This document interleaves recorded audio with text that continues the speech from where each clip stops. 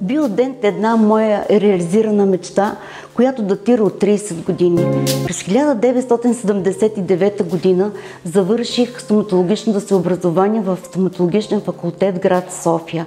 Бях назначена в районна болница град Кула, след това бях назначена в районна болница град Елин Пелин, но винаги в мен имаше, въпреки 12 годишния стаж, едно желание да направя някъде мое собствено място, където пациента да бъде обгрижен цялостно, да усети персоналната грижа към него.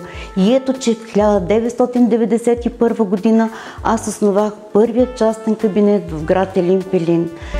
Постепенно станаха 2 стола, след това дойде идеята да направя дентален център Биодент с 3 стола в град Елин Пелин. По-късно, в 2017 година, разширихме медико-денталния център в град София. Всички колеги в дентален център Биодент работят със специалност и са отдадени на професията.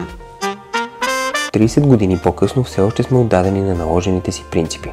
Залагаме на безупречността, за да може всеки пациент да получи висококачествена дентална грижа във всяко едно от направленията на нашата практика. Изградихме стабилен екип от квалифицирани лекари в областта на оралната хирургия, пародонтологията, естетичната дентална медицина, имплантологията, протетичната дентална медицина и ендодонтията.